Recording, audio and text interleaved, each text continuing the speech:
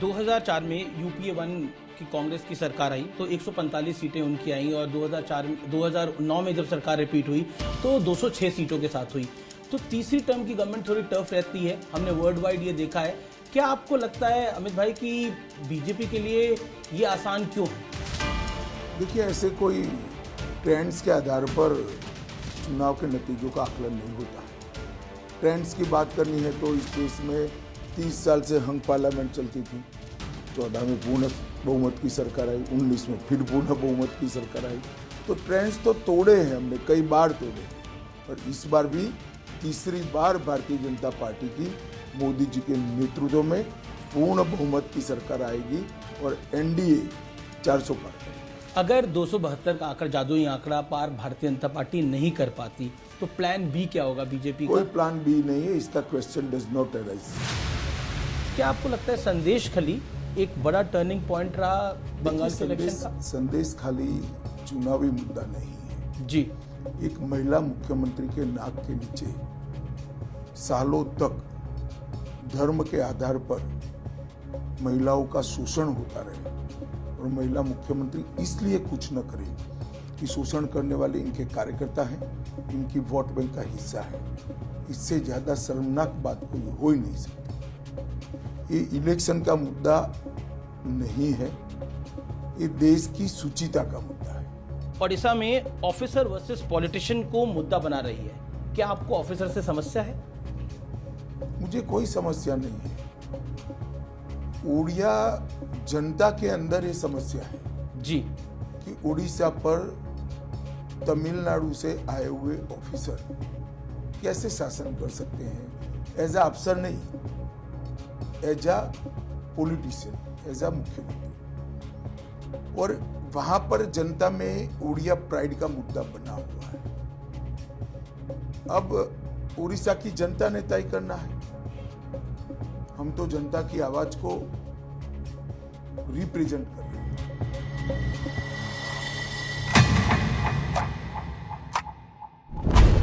2004 में यूपीए 1 की कांग्रेस की सरकार आई तो 145 सीटें उनकी आई और 2009 में जब सरकार रिपीट हुई तो 206 सीटों के साथ हुई।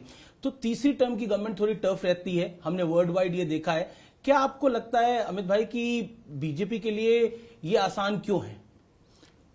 देखिए, ऐसे कोई ट्रेंड्स के आधार पर चुनाव के नतीजों का आकलन नहीं होता है।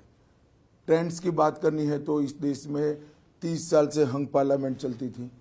14 में पूर्ण बहुमत की सरकार आई, 19 में फिर पूर्ण बहुमत की सरकार आई। तो ट्रेंड्स तो तोड़े हैं हमने, कई बार तोड़े हैं, और इस बार भी तीसरी बार भारतीय जनता पार्टी की मोदी जी के नेतृत्व में पूर्ण बहुमत की सरकार आएगी और एनडीए 400 पार करेगा। अगर 272 का आंकड़ा, जादुई आंकड़ा पार भारतीय जनता पार्टी नहीं कर पाती तो प्लान बी क्या होगा बीजेपी का? कोई प्लान बी नहीं है, इसका क्वेश्चन डज नॉट अराइज। क्या आपको लगता है संदेश खली एक बड़ा टर्निंग पॉइंट रहा बंगाल के इलेक्शन का? संदेश खाली चुनावी मुद्दा नहीं है जी। एक महिला मुख्यमंत्री के नाक के नीचे सालों तक धर्म के आधार पर महिलाओं का शोषण होता रहे और महिला मुख्यमंत्री इसलिए कुछ न करे कि शोषण करने वाले इनके कार्यकर्ता हैं, इनकी वोट बैंक का हिस्सा है।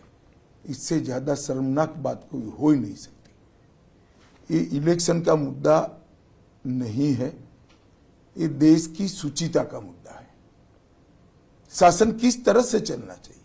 आपकी वोट बैंक को एड्रेस करने के लिए महिलाओं का आप शोषण करने दोगे? हम निश्चित रूप से इस मुद्दे को इलेक्शन के समय में भी और इलेक्शन के बाद भी बंगाल की जनता के बीच में ले जाए। एक मुद्दा जो कि भारतीय जनता पार्टी वहां पर उठा रही है वो है कि ओडिशा में ऑफिसर वर्सेस पॉलिटिशियन को मुद्दा बना रही है। क्या आपको ऑफिसर से समस्या है? मुझे कोई समस्या नहीं है। उड़िया जनता के अंदर ये समस्या है जी कि उड़ीसा पर तमिलनाडु से आए हुए ऑफिसर कैसे शासन कर सकते हैं, एज अ अफसर नहीं, as a politician, as a मुख्यमंत्री। और वहां पर जनता में उड़िया प्राइड का मुद्दा बना हुआ है। अब उड़ीसा की जनता ने तय करना है। हम तो जनता की आवाज को रिप्रेजेंट कर रहे हैं। और उड़ीसा में को लेकर आप कितने कॉन्फिडेंट हैं? विधानसभा इलेक्शन भी है, उधर लोकसभा इलेक्शन भी है, सीटों का नंबर? देखिए 17 से ज्यादा सीटें भारतीय जनता पार्टी की लोकसभा में आएगी और हम निश्चित रूप से वहां पूर्ण बहुमत की सरकार बनाएंगे। रैली में आपने बोला कि अरविंद केजरीवाल एक यू टर्न नेता है, किस कारण से आपने बोला? कारण भी मैंने रैली में बताया है। अब आप इंटरव्यू लंबा करना चाहते हैं तो फिर से बता देता हूं। इन्होंने कहा था कि हम भ्रष्टाचार के खिलाफ लड़ाई लड़ रहे हैं, पॉलिटिक्स में कभी नहीं आएंगे। और फिर पॉलिटिक्स में आगे पार्टी बनाई, अन्ना बेचारे डालेगांव सिद्धि चले गए। फिर कहा मैं कभी मुख्यमंत्री नहीं बनूंगा, 3 बार मुख्यमंत्री बन गए। इन्होंने शपथ पत्र पर कहा था हम सरकारी सुविधाएं नहीं लेंगे। बंगलो भी ले लिया, गाड़ी भी ले लिया, सिक्योरिटी भी ले ली और बंगलो ऐसा बना दिया कि जो 2-3 बंगलों को तोड़कर गैर कानूनी तरीके से अपना बंगलो बनाने का उन्होंने काम किया है। मैं मानता हूं कि ये सारी चीजें यू टर्न से भी बड़ी भयानक है। उन्होंने कांग्रेस के करप्शन के खिलाफ बात करी। उन्होंने कहा कि मैं आऊंगा तो शीला दीक्षित के करप्शन में वो जेल में जाएगी। आज वही कांग्रेस के साथ मिलकर वो हमारे सामने चुनाव लड़ रहे हैं। तो सीरीज ऑफ यू टर्न लेने का काम श्री केजरीवाल ने किया है। अरविंद केजरीवाल अपनी रैलियों में अक्सर कहते हैं कि 2 जून के बाद मैं जेल जाऊंगा नहीं जाऊंगा, ये तय करेंगे 4 जून के नतीजे। इंडिया अलायंस अगर सरकार में आता है तो मुझे जेल नहीं जाना पड़ेगा। जहां तक मेरी समझ है उनको 1 जून को ही जाना है, सरेंडर करना है। तो 4 जून को तो वो जेल में ही होंगे। लेकिन आपने भी एक स्टेटमेंट दी कि ये स्पेशल ट्रीटमेंट है। नहीं, मैंने तो जजमेंट के बारे में जी, केजरीवाल जी के बारे में नहीं किया है। क्यों आपको लगता है कि ये जजमेंट खास है? देखिए, किसी भी व्यक्ति को अपने कामकाज के लिए इस तरह से इंटरिम बेल नहीं मिला है। मानो कोई चार्ट अकाउंटेंट होगा, कोई इंडस्ट्रियलिस्ट होगा, कोई किसान की बुआई का समय हुआ होगा, कोई हज्जाम की दुकान चला रहा होगा, तो उनके भी तो कामकाज है।